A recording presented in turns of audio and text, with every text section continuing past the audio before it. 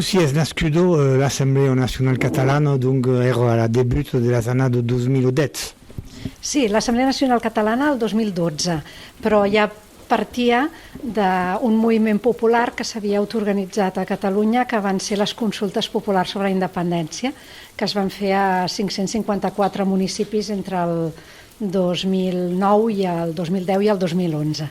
I després es va crear el 2012 l'Assemblea Nacional Catalana, que va organitzar la primera gran manifestació independentista massiva de més d'1 milió de persones a Barcelona l'11 de setembre.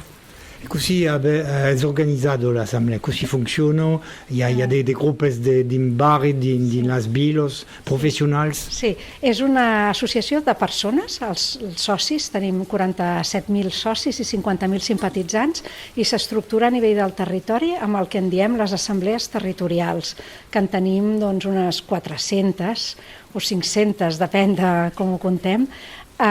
Són a les ciutats, als municipis petits també, a les petites comunes, i a dintre de Barcelona, per exemple, per barris. C'est clair que ce n'est pas un parti, c'est un mouvement civique, comme vous dites, dont le travail rapporte à les institutions, à la généralitat, als partits politiques. Così se passa. Quina és la relació? Bé, és una entitat que no és un partit polític, però és política, té objectius polítics. El seu objectiu és aconseguir la independència a Catalunya per vies democràtiques i pacífiques. I el que fa és, amb la mobilització, fer pressió a les institucions i intentar canviar l'agenda política. De fet, ho va aconseguir en la primera etapa, el 2012, quan es va traslladar als electes al Parlament de Catalunya, als grans partits que fins aleshores no ho tenien a l'agenda immediata, l'organització d'un referèndum d'autodeterminació que va arribar finalment l'any 2017. En aquests moments, després de que el referèndum no aconseguís transformar-se en una victòria definitiva, en una república catalana efectiva, i que hi hagi hagut una repressió política molt forta, que no només afecta els electes, els polítics, sinó que també afecta els activistes socials, en aquests darrers anys doncs, aquesta pressió als partits polítics s'ha fet més difícil, no? Perquè jo penso que la repressió també ha condicionat que es prioritzés a vegades doncs, la unitat davant de la repressió, davant dels judicis, en lloc de fer pressió als partits.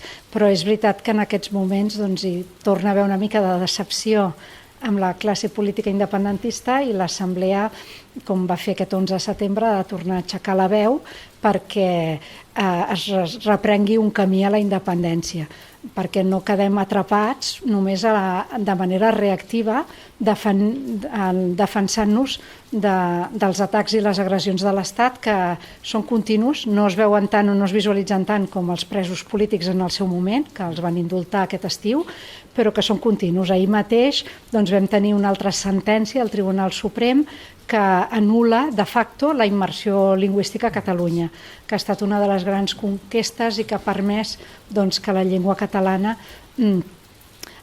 és un exemple més de com s'estan utilitzant els tribunals en una croada política assimilacionista, d'assimilació. No hi ha, encara que sembli difícil de dir-ho des de l'estat francès, perquè aquí el jacobinisme és molt fort i, òbviament, l'occitanisme està en una condició molt més feble que no el catalanisme o que la llengua catalana, però la voluntat de l'estat espanyol d'assimilació no ha canviat. És només per la força i la resistència política majoritària a Catalunya que s'ha pogut resistir. Estem, però, en un moment, en un context a nivell geoestratègic mundial complicat, amb la globalització, les crisis pandèmiques, el retorn de l'autoritarisme dels estats, i per tant doncs, no està garantida la supervivència catalana. I de fet per això és perquè el catalanisme va esdevenir majoritàriament independentista a partir de finals a la dècada de 2010, va esdevenir majoritàriament independentista doncs, perquè es va veure que aquesta lluita constant de batalla a batalla per defensar les poques competències que havíem adquirit després de la dictadura doncs, no eren suficients, i que si realment volíem garantir la cohesió social i la supervivència lingüística i cultural a Catalunya doncs, necessitàvem un estat. Per acabar, il y a també le travail d'internationalisation. Sí. Il y a des bureaux ou des représentations de l'ANC et une journée qui est à nivell de la force petite de l'occitanisme. A Narbonne, és interessant? Sí, molt. Aquests darrers anys, justament, aquests darrers 4 anys, si una cosa hem fet ha sigut ampliar molt totes les tasques internacionals de l'Assemblea.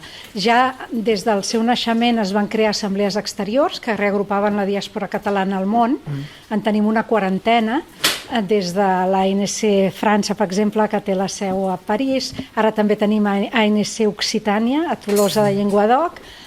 Tenim ANC Anglaterra, ANC Escòcia, Bèlgica, Alemanya, a Europa sobretot, però també als Estats Units i Llatinoamèrica hi ha delegacions exteriors de l'Assemblea que reagrupen la diàspora. Aquest és un tipus d'acció que fem, que aquestes assemblees exteriors, aquests catalans que viuen a diferents països del món, traslladen l'agenda política catalana, intenten interlocutar amb els electes dels seus parlaments respectius, amb ONGs, amb acadèmics, amb les universitats, per fer conèixer la situació catalana. En aquests darrers anys molt centrat en la vulneració de drets fonamentals i en la repressió.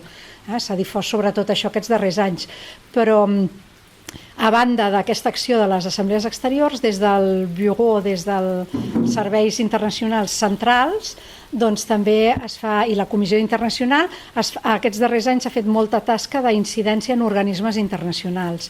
Per exemple, les ONGs, les entitats de societat civil, tenim dret a participar a fòrums de drets humans de Nacions Unides, als fòrums de drets humans de la OSCE, l'Organització per la Seguretat i la Cooperació a Europa, i en aquests fòrums, de manera sistemàtica, cada vegada que s'organitza una conferència d'aquest tipus centrada en drets humans, doncs estem explicant el que està passant a Catalunya per part de l'estat espanyol amb la repressió del referèndum, les condemnes que han vingut després, però també totes aquelles repressions que afecten a la llibertat d'expressió, la llibertat dels artistes, l'espionatge polític, perquè tot el moviment independentista català està subjecte a espionatge sense ordres judicials, amb instruments, diguem-ne,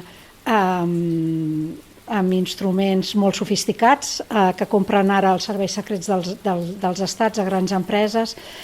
Tenim una situació de repressió bastant generalitzada. La utilització també de lleis com la llei Mordassa per condemnar a diversos anys de presó els activistes quan fan accions o manifestacions una mica més disruptives, com pot ser el tall d'una carretera.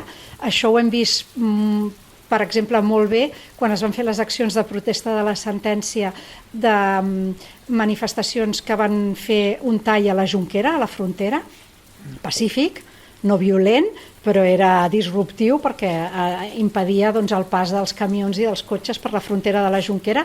Van haver-hi detencions tant al cantó de l'estat francès com al costat espanyol. Les detencions, les persones que les van detenir a l'estat francès es van presentar davant del jutge i van quedar en llibertat sense càrrecs, fins i tot sense multes. En canvi, a l'altre costat de la frontera estan ara presentant-se a declarar davant del jutge i en moltes ocasions se'ls demanen penes de presó. Per tant, diguem-ne que estem en una situació de repressió política intensa del moviment independentista que té com a objectiu primer desmobilitzar, que no hi hagin més manifestacions, que no tornem a fer un acte de sobirania com el que va ser el del referèndum de l'1 d'octubre. Mercès. A vosaltres, aliciats. Mercès Pla.